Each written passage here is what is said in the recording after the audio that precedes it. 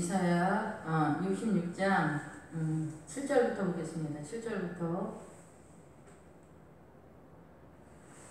시온은 진통을 하기 전에 해산하며 고통을 당하기 전에 남아를 낳았으니, 시온이 진통을 하기 전에 해산하고 고통을 당하기 전에 남아를 낳았다. 이 얘기가 무슨 얘기인가?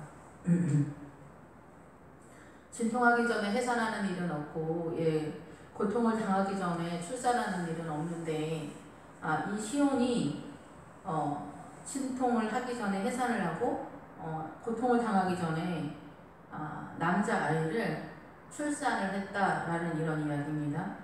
이러한 일들을 들은 자가 누구며 이러한 일을 본 자가 누구냐? 나라가 어찌 하루에 생기겠으며 민족이 어찌 한순간에 태어나겠느냐? 그러나 시온은 진통하는 즉시 그 아들을 순산하였다라고 이렇게 선언을 하고 있습니다.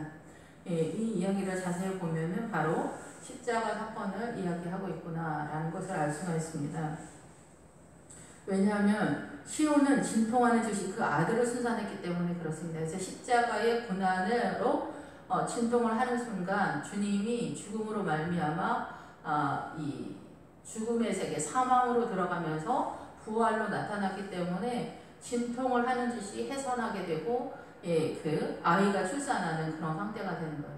그래서 이 출산을 하게 하느니, 이 밑에 절 나는 해산하게 하느니가 어찌 태를 닫겠느냐라고 하나님께서 말씀하시는데, 이 해산을 하게 하는, 그래서 하나님의 백성이 태어나게 하는 그런 시스템을 말하는 거예요. 그래서 제가 계속 말씀을 드리지만 우리가 선악과를 따먹음으로 인하여 사단의 문화권, 사단의 왕권이 세워진 이 세상에서 우리가 살고 있는데, 바로 예수 그리스도의 십자가는 바로 그 하나님의 나라를 십자가를 통해서 이 사단의 나라에 말뚝을 박아버리는 그런 상태가 되는 거예요. 이제 나 여기에다 문 열었다. 나 여기에다 말뚝 박았다. 나 여기 이제 시작한다. 사단한테 선포하게 되는 거죠. 그래서 사단이랑 이 세상은 영적 전쟁 속에 돌입하는 그런 상태가 됐어요. 그래서 누구의 왕권에 있을 것인가? 목회자들은 예수 그리스도의 왕권을 지키고 가난하는 사람들이고, 무당은 사단의 왕권을 가난하고 선포하는 사람들이에요. 그래서 무당에게 찾아가면은 옳은 거 맞는 거를 이렇게 조성하지만, 그 무당을 찾아가는 사람들이 집으로 돌아갈 때는 사단이 이쪽에 있었던 엄청난 사단이 더 붙는 거예요. 그 전에도 붙을 수 있지만은 무당한테 찾아갔을 때는 자기의 삶을 사단한테 위탁하는 그런 상태가 더욱더 강력하게 나타나는 거예요. 그래서 무당들이 밤마다 빌잖아요. 또 산에 가서도 빌고, 그 얘기가 다 그 무당을 찾아간 사람들을 위해서 비는 거예요. 그러니까 예수님을 믿고 교회에 나오면 이 목회자의 통치 속에서 들어가잖아요. 하나님의 나라가 이렇게 더욱더 굳건하게 세워지는 것처럼 하나님의 말씀이 선포되면서 내가 자유든 무의식 속에서 이 말씀이 내 머릿속에 들어와서 예수 그리스도의 통치권이 실제적이든 바깥에서 나타나던 이 통치권으로 들어가는 이렇게 안으로 들어가는 상황이 벌어지는데, 이쪽 사단 쪽에서도 그렇게 강력하게 더 나타나요. 무당을 찾아가지 않아도 이 세상은 사단의 권세 속에 있는데, 무당을 찾아가면 훨씬 더 강력한 사단의 세계 속에 돌입하고, 여러분이 무당을 찾아갔다가 집으로 돌아가는 순간 더 강력한 사단의 세력들이 들러붙는 상황이 되고, 그 무당이 말한 것들을 사단이 여러분이 무당을 쫓아갔을 때, 그리고 집으로 돌아갈 때 무당이 선언한 그 말들을 이루어지도록 하도록 이 사단이, 더 많은 사단이 여러분의 삶 가운데 들어가게 되는 거예요. 그래서 무당들의 자손들이 잘 될 수가 없는 거예요. 왜냐하면은 그 창녀들의 죽음이 마지막은 환난으로 끝나게 되는데, 왜 그러냐면 창녀와 같은 사람들은 많은 영혼들을 죽음으로 몰아가는 거예요. 술을 먹이고 막 속이고 돈 뜯어내고 막 이런 일을 하잖아요. 뱀의 혀로다가 이 남자는 마음을 녹아내리게 해서 이 생명을 빼앗는 일을 하거든요. 근데 여기보다 더 강력한 무당들은 정말 생명을 통째로 잡아먹는 일들을 날마다 하고 있기 때문에 이 무당들의 자손들이 잘 안 되는 거예요. 왜냐하면 살인자의 집과 같은 그런 상태에 있기 때문에 그렇다라는 거죠. 자기들도 잘 모르는 상황에서 그러지만, 지금 이 시온이 바로 해산하기 전에, 진통을 하기 전에 해산을 하고 고통을 당하기 전에 예수 그리스도가 십자가를 통하여 하나님의 나라를 세우는, 여기에 나라를 세우는 일을 하기 때문에 그렇다라는 거예요. 우리가 선악과를 따먹었을 때는 사단의 나라, 모든 인류는 다 진입된 그런 상태예요. 이 지구에. 예, 그런데 사단의 통치권 속에 있어요. 우리는 모든 것이, 그래서 이 문화, 전통 모든 것, 움직이는, 생각하는 모든 것들이 사단적으로 정체성을 가지고 있어요. 창세기서부터, 그래서 이 창세기서부터 그 성경이 말하는 거는 사단의 문화가 어떻게 우리를 속이고 있느냐, 이거를 깨달아라 라는 얘기인데, 우리는 이 사단의 이 문화권을 비유로 해서 써놓은 이 성경 말씀이 뭐 다윗이 여자를 몇 명 데리고 살았다 이러면 다윗도 그렇게 했으니까 나도 그렇게 한다, 이런 식으로 나간다는 거죠. 그런데 십자가가 이렇게 이 세상에 등장하고 십자가의 부활 사건이 있으면서부터는 우리가 여자 남자 문제가 하나, 여자 사람, 남자 사람 한 명씩, 원래 선악과가 등장하기 전 상태의 그 에덴의 동산, 행복한 동산의 시스템으로 돌아가는 구조와, 그리고 이 험한 세상 속에서 예수 그리스도의 부요함으로 살아간 인생들의 어마어마한 믿음의 세계 속에서 하나님의 나라가 장악되어진 그 상태에서 살게 되는 것을 일컬어 우리가 천국이다, 이렇게 표현을 하는 거예요. 그래서 사실상 이스라엘이 창세기서부터 계속해서 오랫동안 그 믿음의 세계를 이렇게 끌고 와서 여기가 이스라엘이고 하나님의 나라라고 생각했지만, 여기를 일컬어 주님은 하나님의 나라라고 말하지 않아요.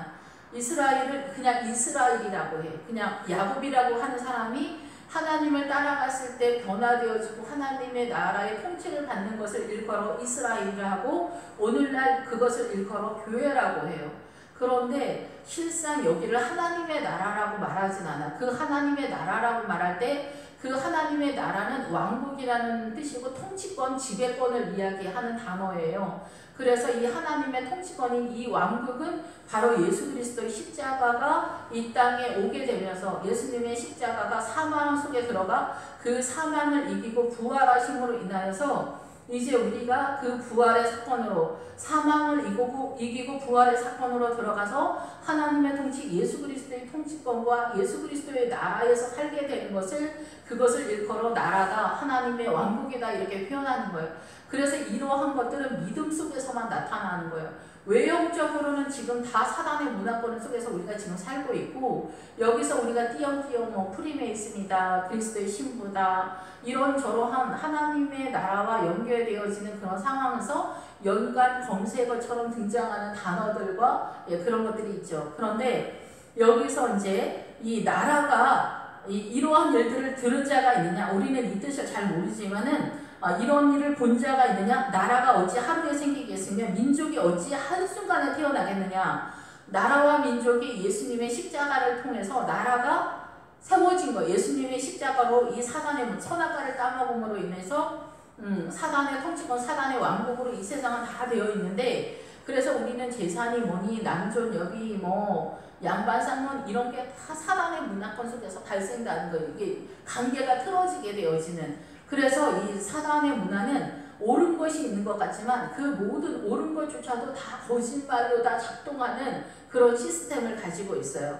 이 세상의 우주 만물의 모든 것들을 한마디로 표현할 수는 없지만은 이 사단의 모든 문화권과 사단의 그 모든 것은, 모든 것이 이게 옳든 그르든, 우리의 인식 세계 속에서 옳든 그르든 이게 다 사단의 그 생명을 죽이는 거짓된 존재로 이것이 다 그 기결되어지는, 작동되어지는 그런 상태로 되어 있어요. 이 사단의 문화권은.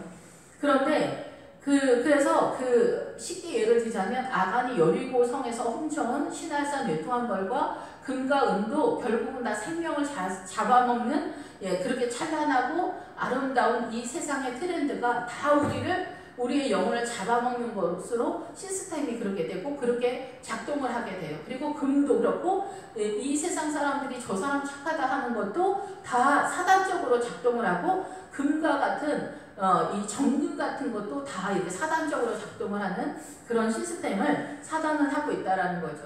그런 중에서도 사단은 더욱더 강력하게 무당을, 모든 샤머니즘이 전 세계에 깔려 있어요. 아프리카도 다 샤머니즘이 엄청나게 깔려 있는 그런 상태라고 볼 수가 있는 거죠.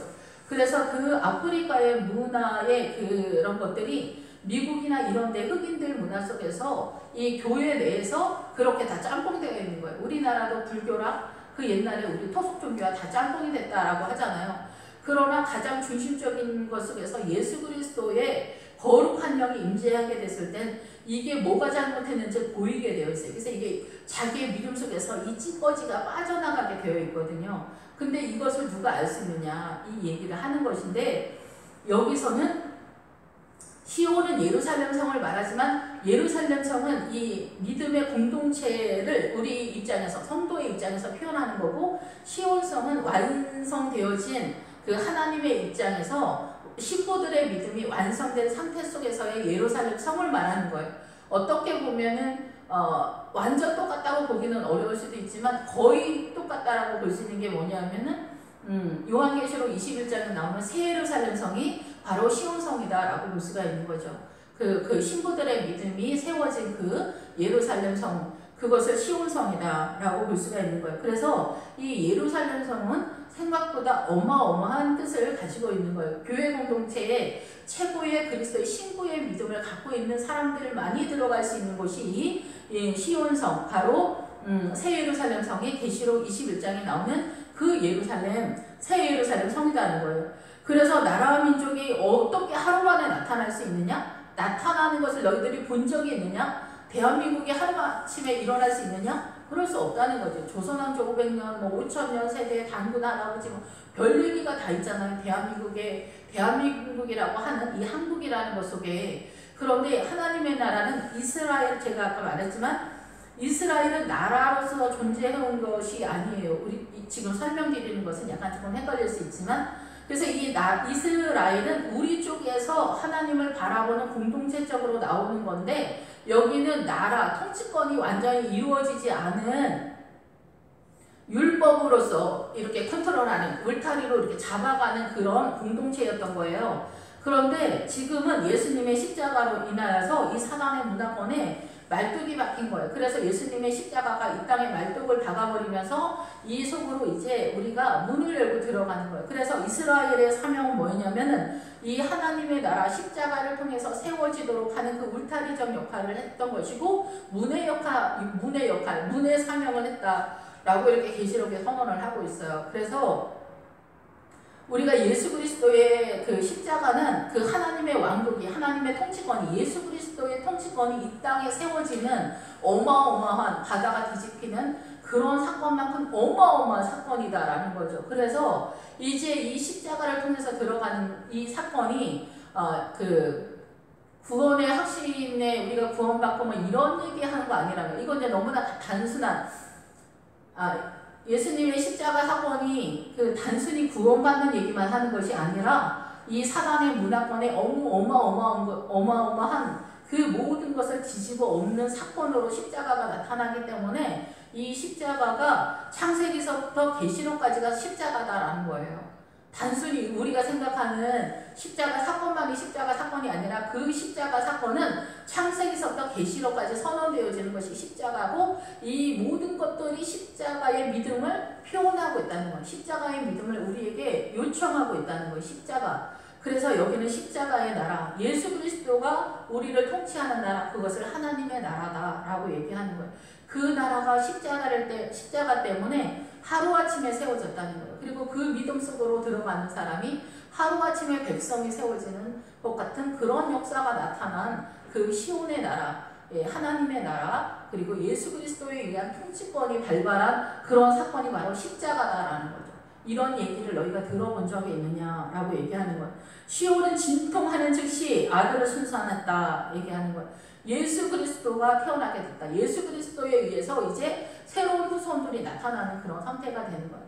룻기에서 모압에서 온 룻이 출발 선상은 음란한 믿음에서 출발하고 세상적인 이 사단의 문화권에서 출발을 하지만은 그 룻이 결국은 보아스랑 결혼하게 되면서 보아스의 자식들이 출생하는 그런 사건들이 나타나게 되는 거예요.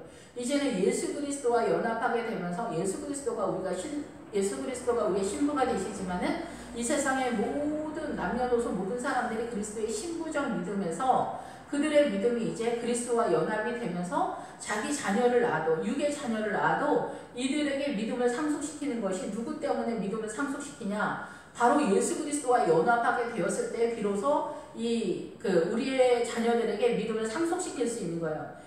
그래서 이러한 원리가 이제 예수님의 십자가 속에서 나타나게 된다는 거예요. 그래서 이제 예수 그리스도와 연합되지 못한 믿음이 깊어지지 못했을 때는 우리는 오르바의 믿음에 이를 수밖에 없는 거고 예수 그리스도와 상관없는 상태의 믿음에 있을 수밖에 없다라는 거죠. 그래서 밑에 이제 예루살렘 성이 이제 다시 나오게 되는데, 여호와께서 내가 아이를 갖도록 하였은즉 해산하지 아니하겠느냐? 내 하나님이 이르시되 나는 해산하게 하매인즉 어찌 태를 닫겠느냐? 그래서 이스라엘은 이제 새롭게 예수 그리스도 때문에 이제 하나님의 나라로 세워지는 거예요. 하나님의 나라로 세워지고 그 이스라엘이 이제 이 열방, 이 세계 민족 속에서는 이제 교회라는 이름으로 세워지는 거예요. 그래서 여기서 이제 그 하나님의 나라, 예수님의 통치권, 예수님의 왕국 속에서 태어난 구약의 이스라엘과는 너무나 수준이 틀린 어마어마한 믿음의 세계가 세워졌는데 아쉬운 건 뭐냐면 아쉽다라는 표현보다는 너무나 이렇게 우리가 그 마음 아픈 사건 뭐냐면 우리의 눈이 어두워서 십자가로 세워놓으신 이 하나님의 나라의 그 광대하심과 크심과 영화로우심과 그 찬란한 주님의 나라를 잘 보지 못한다. 창세기서부터 계시록까지 깨닫지를 못하기 때문에 우리가 구약적으로 성경을 이해하고 있다. 구약적으로 성경을 이해한다는 건 십자가가 오기 전처럼 우리가 성경을 이해하고 있다라는 거죠. 우리는 예수님을 믿어요 이렇게 생각하는데 그렇지 않다라는 것을 제가 점점점 알게 되어져 갔는데 그게 뭐냐면은 이제 조금 밑에 내려오는 예루살렘 성도 나오지만은 그 예루살렘 성과 이제 계시록 21장에서 선언을 하겠지만은 우리가 십자가를 믿어서 구원의 확신을 갖고 신앙생활을 한다라고 목회자들도 많이 그런 얘기를 해요. 그게 굉장히 중심적인 믿음의 고차원적인 수준인 것 마냥 얘기를 하시는데 그렇지가 않다라는 거죠. 구약에서 성전에 있어서 이 계시록에서는 성전들을 침략하지 않는다라고 해요. 성전들을 침략하지 않는다는 것이 얼마나 가혹할이 많지 엄청난 사건인지를 사람들이 잘 모르는데 이 성전에 들어갈 때 성전들은 계시록에서는 침략의 대상이 되지 않는다는데 이 성전들을 침략하지 않는 이러한 너무나 저급해서 침략이 되지 않는 이런 사람들은 그 새 예루살렘 성에 들어가지 못해요. 새 예루살렘 성에는 침략되지 않은 사람들은 들어가지 못한다라고 딱 나와 있어요. 예, 그리고 가나안에 입성하지 못한 그 믿음은 아브라함이 가나안에 입성했을 때부터 그 믿음의 세계가 이렇게 기록이 되는데 그 가나안에 입성하지 못한 상태의 믿음은 기록하지 않고 있거든요. 그 가나안에 입성하지 못한 상태의 믿음의 아브라함의 믿음을 갈대아 우르다 이렇게 표현을 하는 거예요. 예, 그래서 이 성전들을 침략하지 않는다라는 것은 성전들은 이 번제단이 있는 거예요. 번제단은 십자가잖아요. 예수님을 믿으면 이건 출발이에요. 출발. 그리고 이거는 완전한 거지만 늘 말씀을 드리지만 우리 입장에서 이 번제단에서 예수님을 본다는 것은 우리의 눈이 어둡고 소경이 있고 깜깜하기 때문에 예수님의 십자가를 제대로 이해를 하지 못해요. 그것에 대한 증명이 뭐냐? 조각목에 불이 청동을 입힌 거다는 거예요. 청동은 주님의 나라의 온전함을 설명하는 게 아니에요. 불완전함을 설명하는 거예요. 근데 반드시 이 번제단을 통과해야 돼요. 반드시 통과하긴 하지만 이것이 완전한 것이 아니고 들어가는 길목에 있는 것이기 때문에 들어가는 출입구에 있기 때문에 이거는 출입문이지 이거는 완전히 아니에요. 그래서 이 예수님의 십자가 내가 사망에서 생명으로 옮겼으면 이 부활의 사건 속에서 여기서 말하는 하나님의 나라, 하나님의 통치권, 예수 그리스도의 왕국에서 사는 그 삶을 살아야 되는데 그 길을 잘 모른다는 거예요. 그래서 성소 안에 들어가서 조각목에 금을 입히는 삶을 살아야 돼요.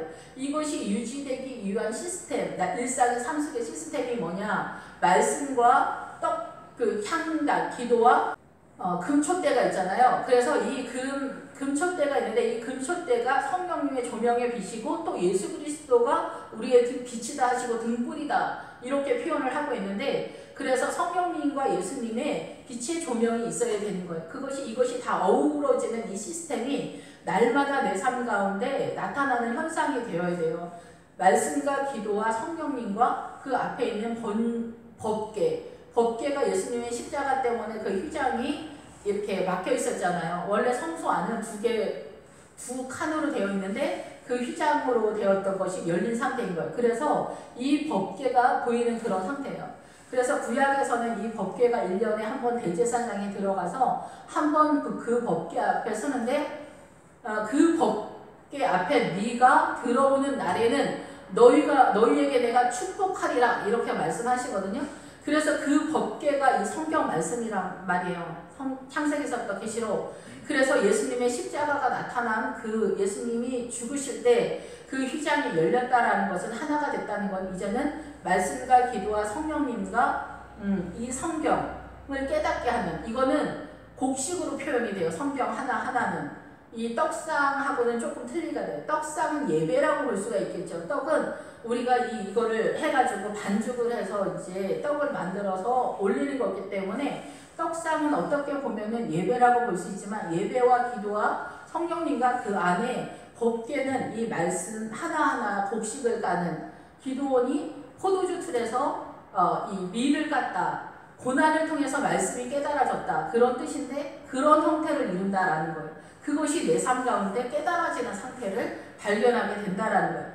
그렇기 때문에 그 기본적으로 이 번제단, 그 성전 뜰에 있는 번제단으로 여러분의 믿음이 확정적이다, 완성되었다, 우리가 요구하는 어떠한 것을 얻을 수 있기가 어려울 수 있다는 거예요.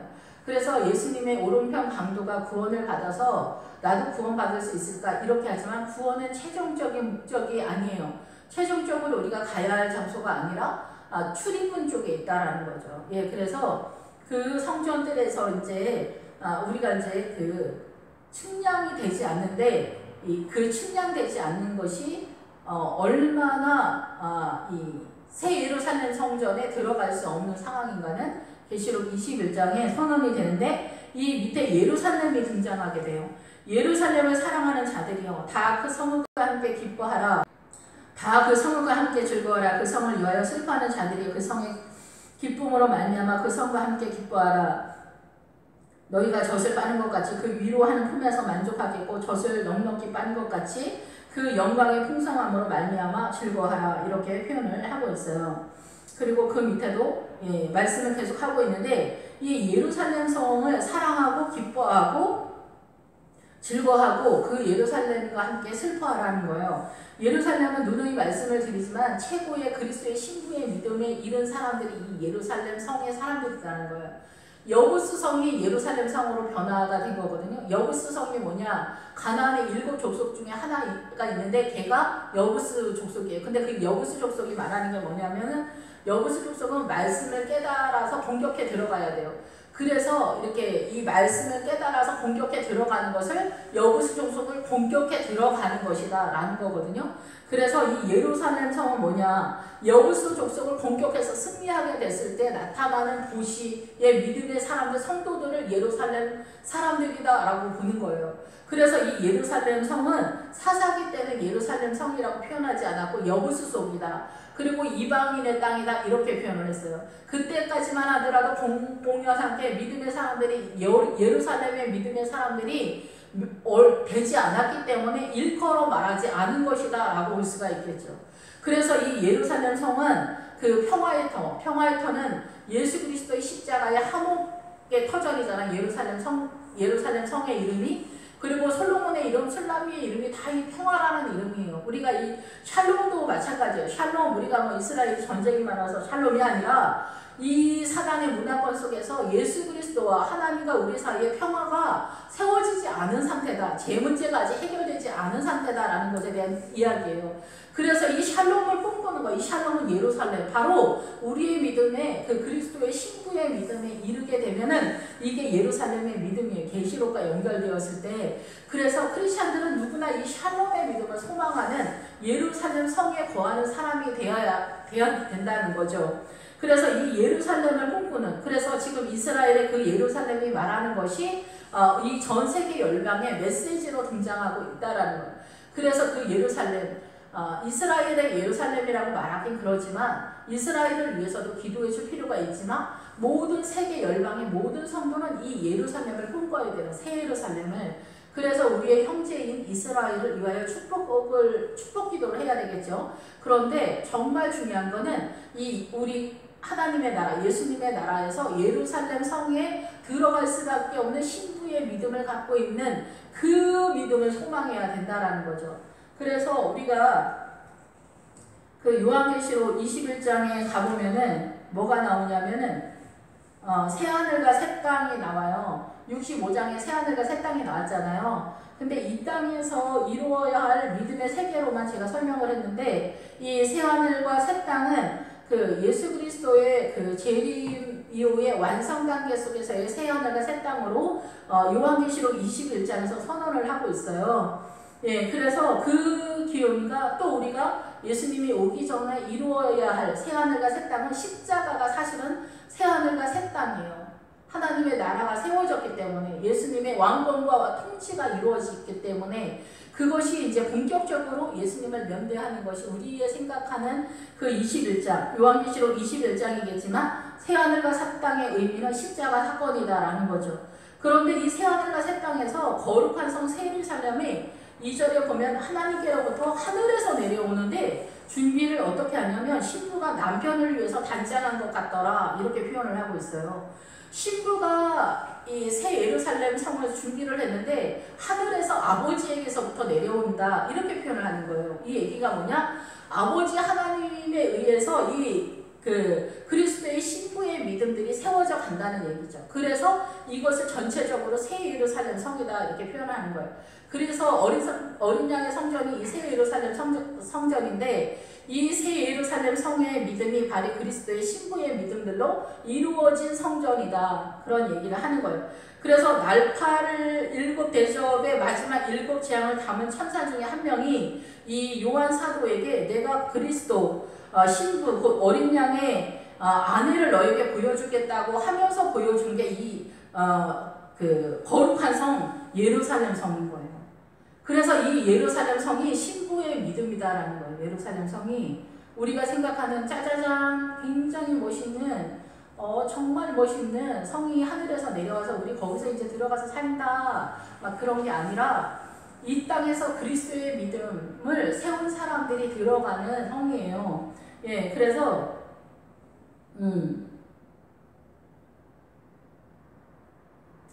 17절에 보면은 그 성곽을 측량함에 이렇게 나가거든요.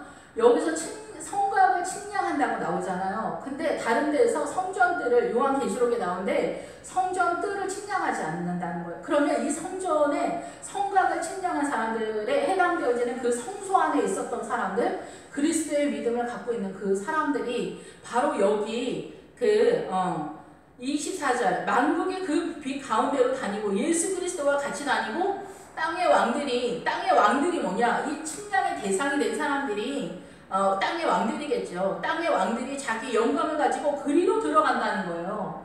그러면 새 예루살렘 성전, 이 거룩한 성, 새 예루살렘 성에 들어가는 믿음의 사람들은 뭐냐? 측량이 된 사람들만 들어간다는 거예요. 믿음이, 그러니까 우리가 말하는 옛날 이제 목사님들이 말하는 구원의 확신이나 개털모자 하나 달랑 들고 천국 가면은 뭐 부끄러워서 막 이런 얘기 하시잖아요. 이런 사람들도 더러 있지만 그런 사람들은 이제 어떻게 되는지 잘 모르겠지만 구원의 커트라인이 어딘지는 잘 모르겠고 또 사람마다 또 그 마음의 중심이 다 틀리기 때문에, 그런데 요한계시록에서 예루살렘 성전의 새 예루살렘 성, 이 거룩한 성에 들어가는 성도들은 왕의 믿음을 갖고 있는 사람들이라는 거예요. 그리고 측량의 대상이 되는 사람들만 이 거룩한 성에 들어간다는 거예요.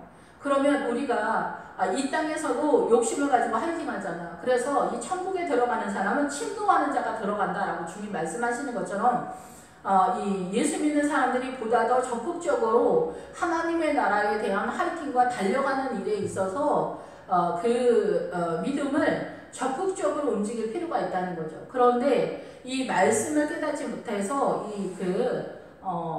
제가 볼 때는 지도를 잘 못 갖고 있는 것 같아요. 예수님의 등불을 가지면 되는데, 그런데 그 모압에서 출발한 룻이 뭐 처음에 뭘 알았어요? 아무것도 몰랐잖아요. 그래서 거기서 막 헤매고 뭐 교회 열심히 섬기면 최고인 줄 알고 막 나오미를 섬기고 막 이리 뛰고 저리 뛰고 했지만 그런 것들은 그렇게 가치가 있었던 게 아니었고 베들레헴에 입성해서 그 보리 타작 하나씩 주소면서 부터가 이제 강력한 하나님의 나라가 시작되기 시작하거든요. 그래서 우리가 잘 길을 몰라도 여러분이 기도랑 말씀을 계속 보면서 이 뜻이 무엇인가 이러면 할머니 권사님들도 이 신부의 믿음에 이르는 사람이 있어요. 제가 알고 있는 사람 중에서 굉장히 얼핏 분이 있는데 신부의 믿음을 갖고 있는 거 아닌가 이런 생각을 한 분이 있거든요.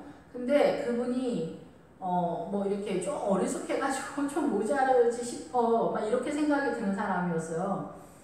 근데 믿음이 있는 사람은 그 증세가 틀려요. 하나님을 사모해. 하나님을 사모하고 내 삶 가운데 하나님의 뜻을 이루려고 해. 거짓말을 하지 않고 하나님의 뜻이 아니면 가지 않아. 뭐 돈 1,000억을 줘도 안 돼. 절대 안 돼. 이런 마음이 있어. 그리고 내가 하기 싫어. 정말 하기 싫어도 죽을 것 같아. 그래도 주님이 하라고 하면 화가 나도 가.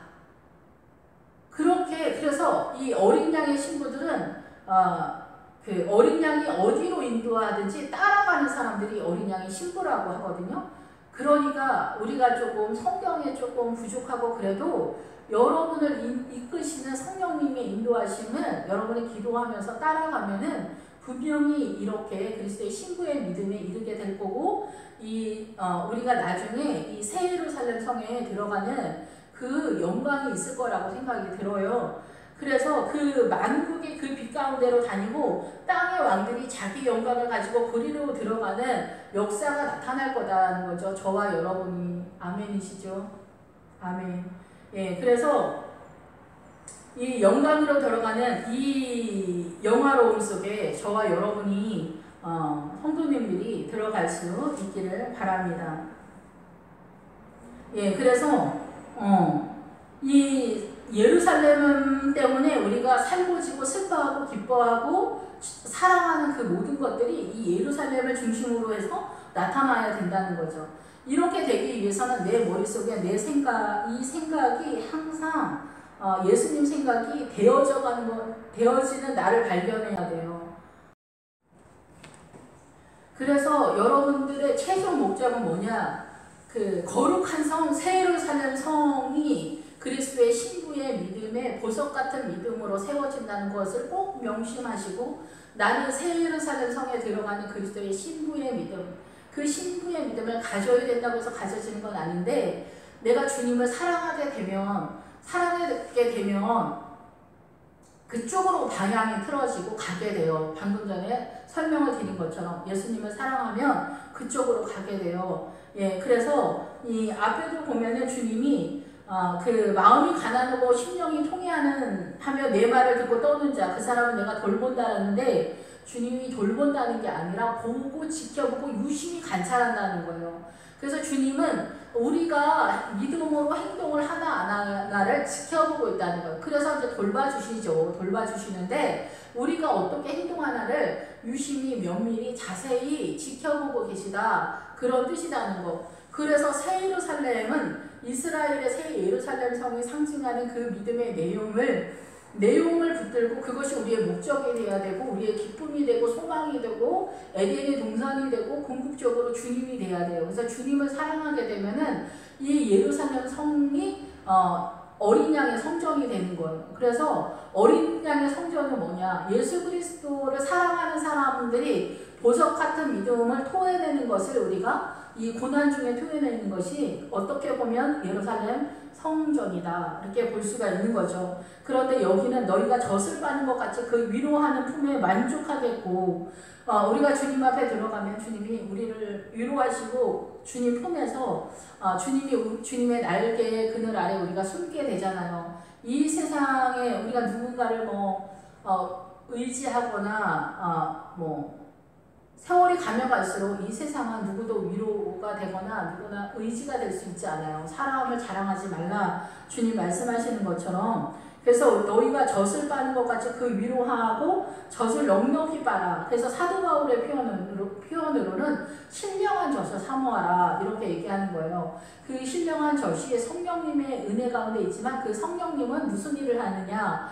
예수 그리스도의 일을 하는 분이다 이렇게 표현하잖아요. 주님이 내 것을 가지고 말하는 사람이라고 이렇게 표현을 하잖아요. 그래서 이 예수 그리스도가 해놓으신 십자가, 그 십자가를 이렇게 설명하시고 우리에게 설득하시고 아버지께로 인도하는 분이 성령님인데, 그래서 성령님은 진리의 성령이다.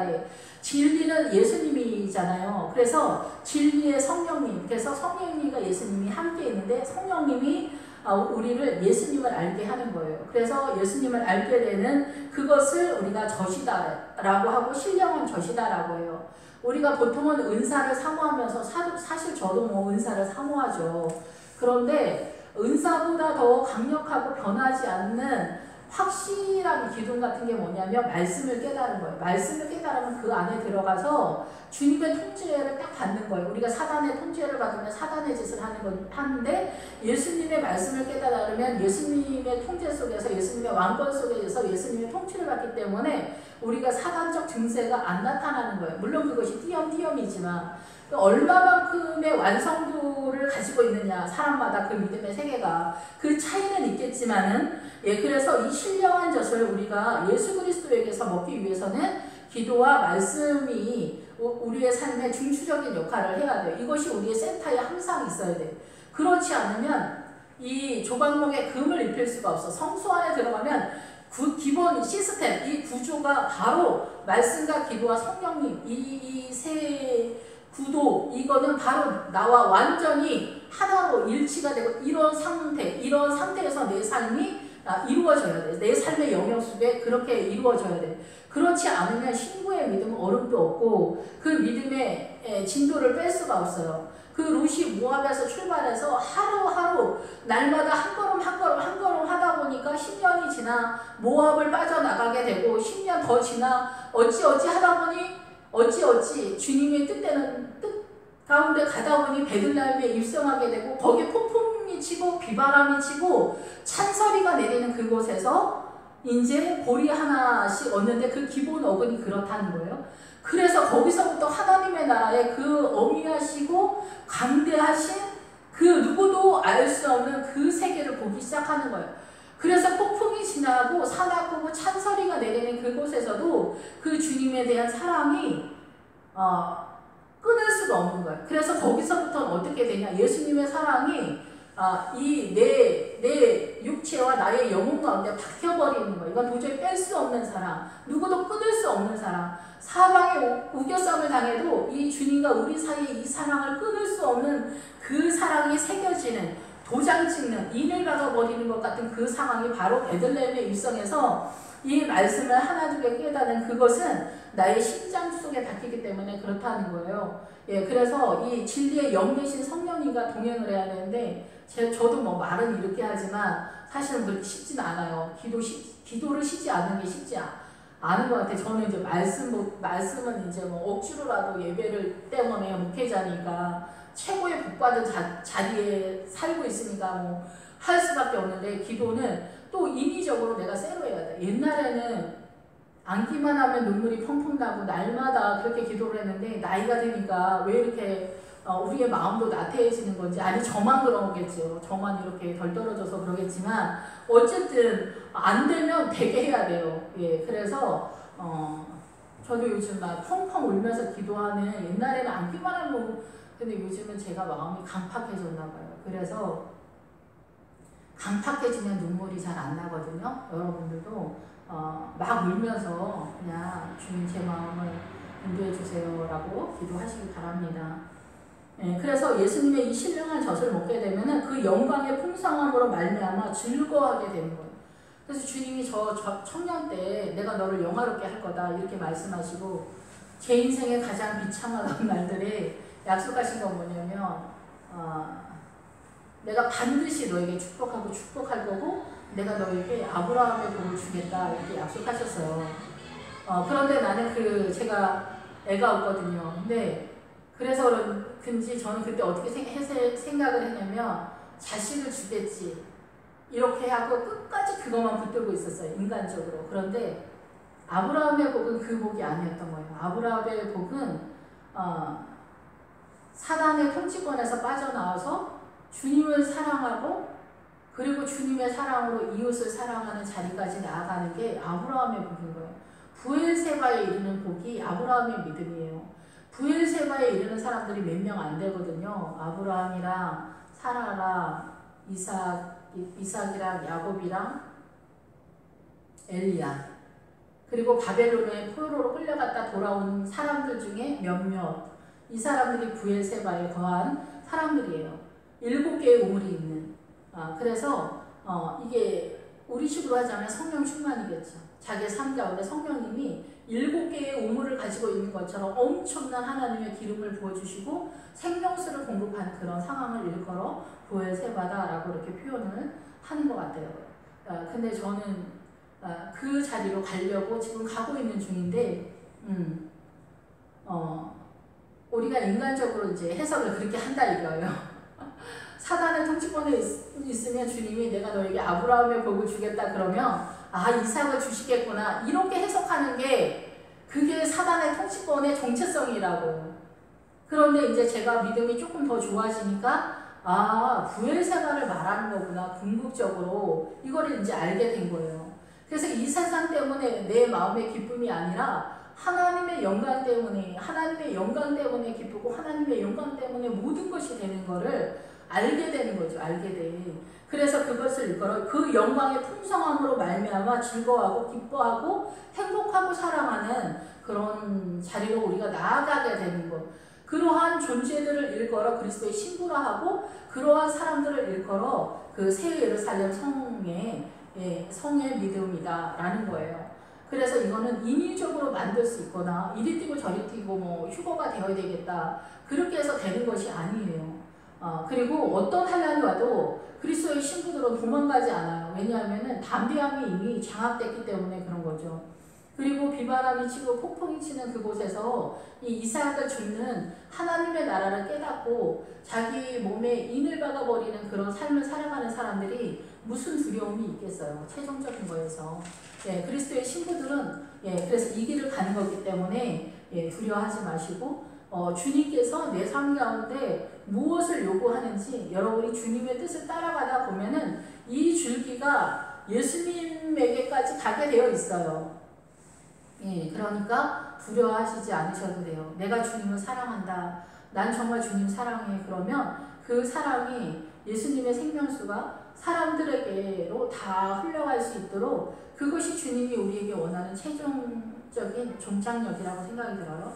그래서 그 영혼들을 위해서 눈물 뿌려 기도하는 그런 자리에 우리가 가게 되는 것이죠. 그렇게 가는 어느 길목에 있겠지만 그래서 여호와께서 이와 같이 말씀하시되 보라 내가 그에게 평강을 강같이 샬롬의 상태를 이루어 주셔서 생명수를 강과 같이 흘러가게 한다는 거예요. 이 세상은 이스라엘만 그런 것이 아니라 이 세상은 모두 다 사막 같고 광야와 같고 황폐한 땅이죠. 예수님의 생명수가 흘러가지 않고 사단의 통치권이기 때문에. 그런데 믿음 속에서 예수님을 믿고 신뢰하고 의지하며 동행하는 사람들은 이렇게 예수님의 그 생명수가 강같이 흘러가는 사막의 변화의 강이 흘러가고 그 광야에 샘물이 터지는 그런 역사가 일어나게 된다는 거죠. 그에게 문나라의 영광을 넘치는 시내같이 주리니 하나님의 나라의 영광을 이렇게 강같이 부어준다라는 거예요. 너희가 성읍의 젖을 빨며 너희 옆에 안기며 무릎에 서 놀 것이다. 그래서 주님의 나라에 신령한 젖을 먹게 되고 이 교회 공동체, 그래서 믿음이 충만하게 흘러가는 교회 공동체의 성도들은 행복하죠. 그리고 더욱더 성숙한 믿음으로 계속 나아가고 구체적으로 이제 권사님들이랑 친하면 믿음 좋은 권사님들이랑 교회에서 유승민 잘 보고 계시죠. 친하게 지내면은 믿음이 일취월장되죠. 내가 뭔가를 깨달으려면 막 2년, 3년, 10년 걸리는데 권사님이 자기 인생 가운데서 한 60, 70에서 깨달아 놓으신 것을 나한테 막 알려주시면 나는 일단 들어놓기는 해. 그게 뭔 얘기인지 대충은 알아. 이 지식적으로 이해하는데 그것이 내 생각 가운데 어떤 사건이 발발하면 그 말씀이 이 말씀이구나 금방 알아요.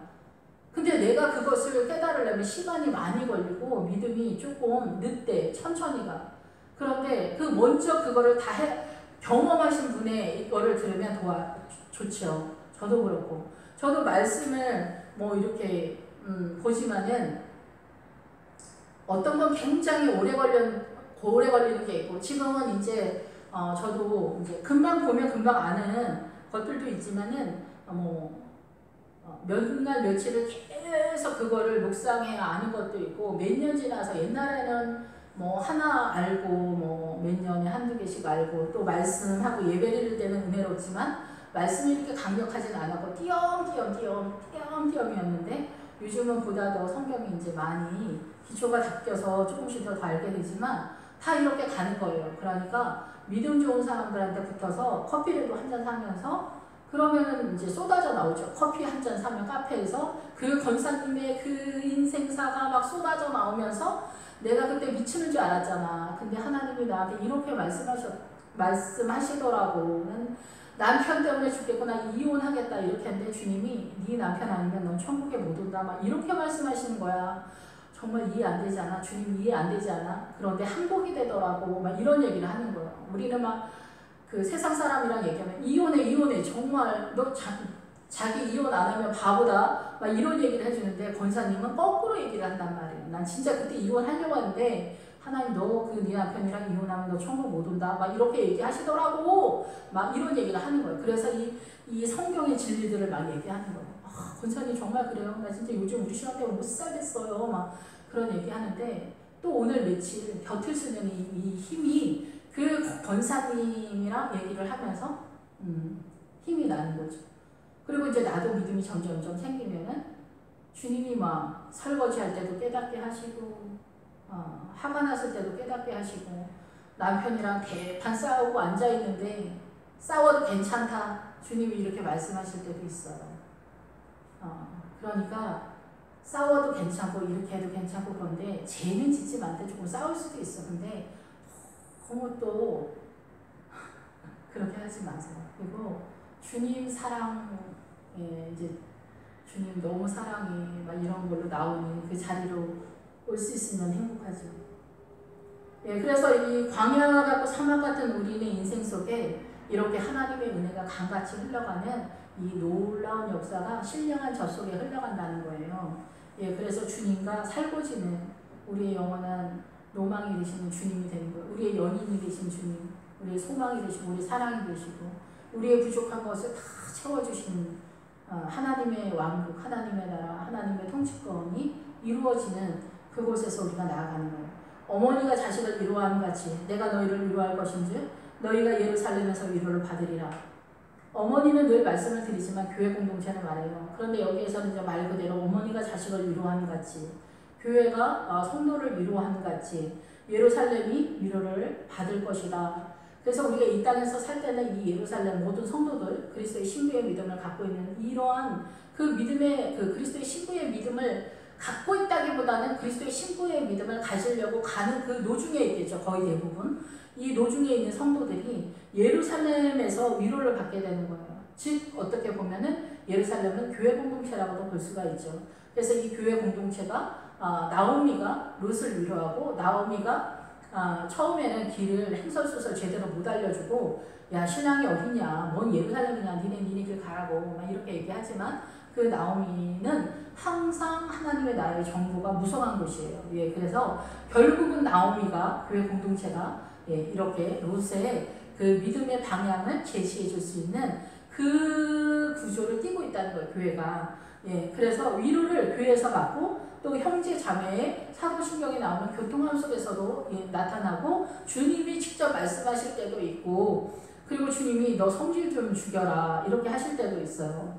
남편들도 뭐 사고를 많이 치는 경우도 있지만 아내들도 사고 요즘 굉장히 많이 치고, 성질이 또 대단한 경우 많잖아요. 여자들도 요즘은 이제 뭐 요즘 남자 여자 평등한 시대인데 내가 왜 지고 살아야 돼 막 이렇게 하면서 막 이 불이 장난 아니게 붙는 거지. 남편이랑 전쟁이 나면은 좀 져주기도 하는데 그게 안 되는 거예요. 저도 막 그렇게 져주기 안 되는 거예요. 그리고 이제 저도 늙어가는 입장에 있다 보니까 우리 신랑이 만만해졌기 때문에 이제 제가 더 큰 소리 내요. 저희 신랑이 작은 소리 내도 제가 더 큰 소리를 내는 그런 지경에 이르렀어요. 그렇지만 이것이 제가 아니라는 거는 알죠. 누가 더 큰 소리를 내도 그건 뭐 괜찮은데 우리의 마음의 중심에 제대 마음으로 다가가지 않기 때문에. 그렇지만은 보통의 믿음이 부족한 사람들은 이게 주종의 관계 속에서 사람이 통치권 속에서 나타나는 현상이기 때문에 보통 이제 저보다는 훨씬 더 많은 성도들이 그 가정 속에서 가혹하고 사납고 사자가 뛰어다니는 것 같은 그런 엄청난 공포와 두려움 속에서 살고 계시다. 상처투성이다라는 그런 거는 알고 있죠. 예, 그래서 어렵죠. 이게 말씀이 들어가야 이게 변화가 되는데 어려운 것 같아요. 그래서 아브라함도 75세가 됐을 때 부인을 함부로 대하면 안 되겠구나. 이거를 75세 때 깨닫고 그것의 완성 단계가 100살이었기 때문에 믿음은 그렇게 막 탄력을 받아서 뛰어가지 않아. 오늘도 한 걸음, 내일도 또 한 걸음, 나그네 이새길인데 오직 주님을 사랑하기 때문에 사랑하는 그 풍성함을 느끼는 거는 주님 사랑의 풍성함을 느끼는 거는 또 약간 다른 얘기긴 하지만 예, 어쨌든 주님을 많이 사랑하게 되면은 쉽죠 그게. 주님이 한마디 하면 깨게 가니까 믿음이 연약할 때는 뭐 주님이 뭐 잔소리를 아침부터 저녁까지 하는지 뭔지 하나도 모르니까 그냥 내 고집만 살아서 억울해서 죽으려고 그러는 거죠. 여자나 남자나. 그러니까 난리 속인 거죠. 완전 사단이 그냥 구판을 벌려도 우리는 막 끝까지 막 고집을 피우면서 너희가 이를 보고 마음이 기뻐서 너희 뼈가 연한 풀의 무성감 같을 것이다. 뼈가 강건해진다는 거죠. 그러면 건강하다라는 거고 영적으로도 이것이 연결이 되는데 연한 풀이 이렇게 나오는데 싹이 나오는데 무성함 같을 것이다. 이 무성함이라는 단어가 싹이 트다 봉오리가 맺다 이런 얘기예요. 단순히 그런 이렇게 싹만 트는 그런 상황만 말하는 게 아니라 봉오리가 맺는 그런 상황까지 간다는 거예요. 우리가 이렇게 싹이 나서 뭐 꽃이 피고 또 이렇게 봉우리 가지고 꽃이 피고 막 이렇게 아가서에서도 나오거든요. 예수님이 내가 그 동산에 가서 어찌 되었는가 보려고 내가 동산에 내려갔더니 솔로몬이 거기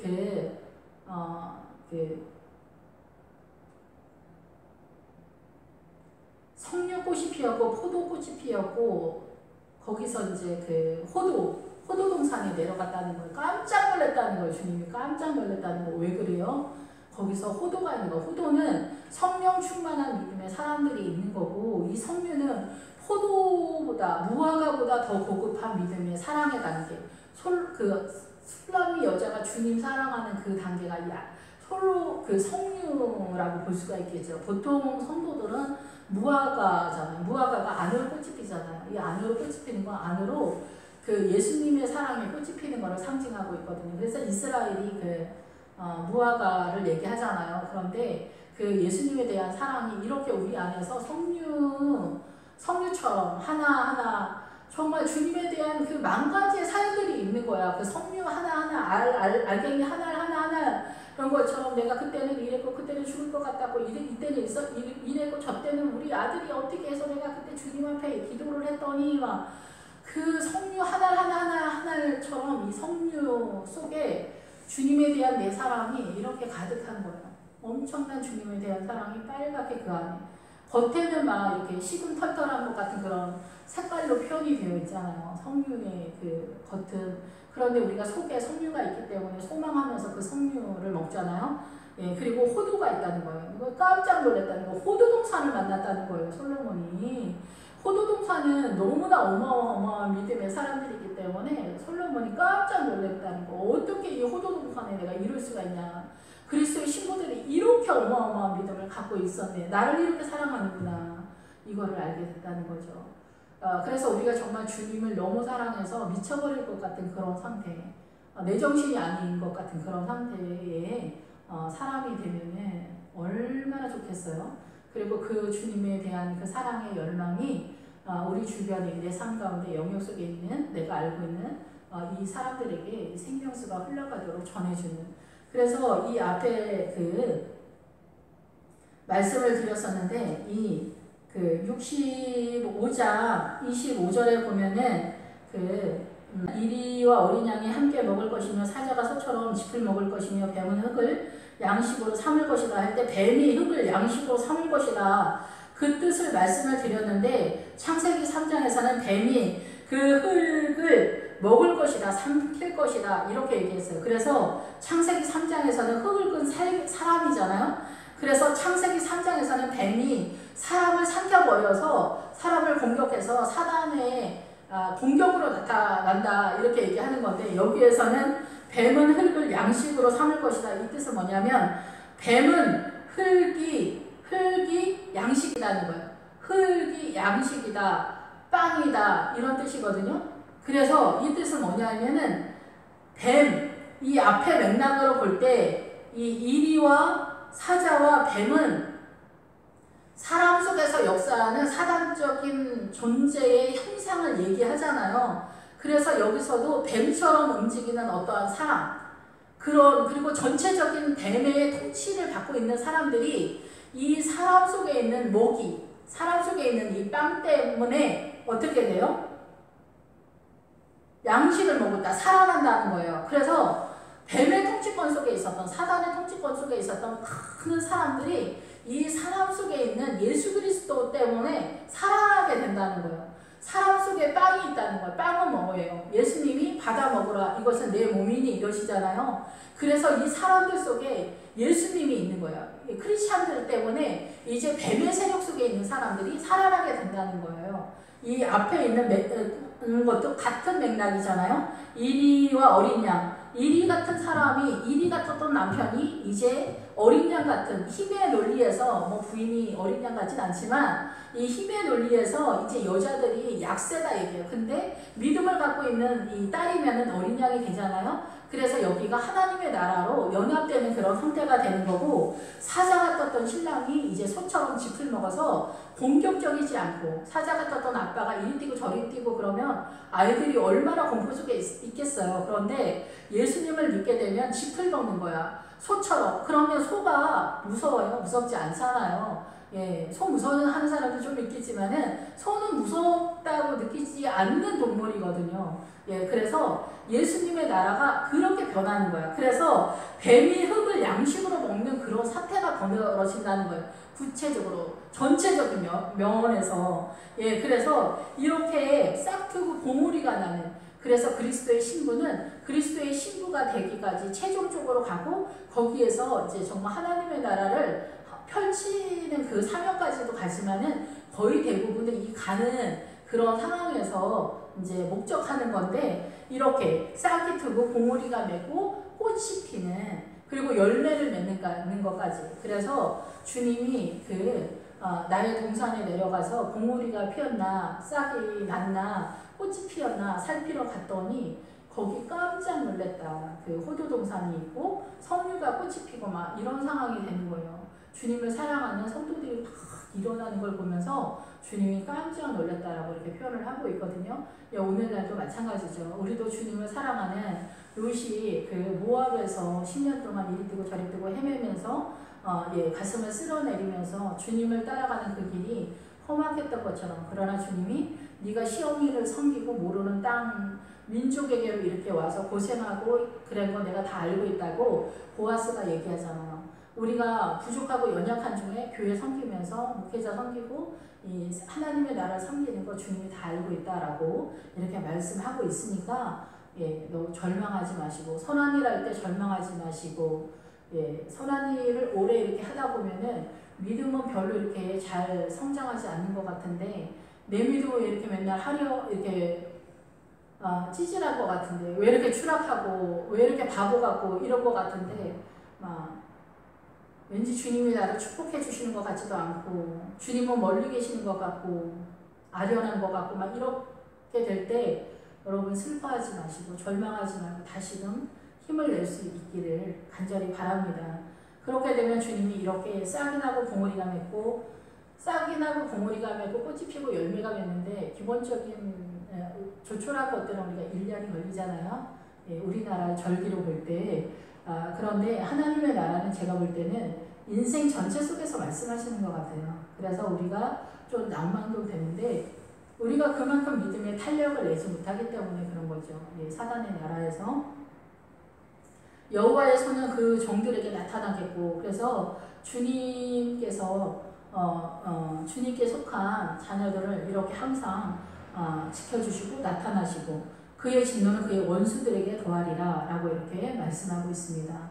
저와 여러분이 어떠한 중에라도 임마누엘 되신 예수님의 사랑과 주님을 사랑하는 그 열망과 그리고 성령 충만해서 내 삶 속에 있는 우리 아들, 우리 딸들 더함없이 예수님의 사랑으로 사랑하는 게 그게 너무 어렵죠. 네, 그래서 어떠한 상태 속에서도 주님이 우리 사랑하는 것에 있어서 의심이 되지 않는 그런 상태로 나아가고 주님이 열망하는 성도를 사랑하는 그 자리로 우리 모두 다 강같이 흘러가는 예수님의 사랑 속에서 나아가야 되겠죠.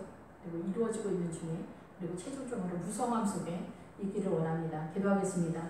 할렐루야. 주님, 늘 부족하고 연약합니다. 예루살렘을 꿈꾸면서 예수님의 십자가로 시온이 세워지는, 그래서 하나님의 나라가 하루아침에 세워지는 십자가로 사망을 이기시고 부활로 이 나라를 세우신 우리 주님 사랑합니다. 주님 사랑합니다. 주님 사랑합니다.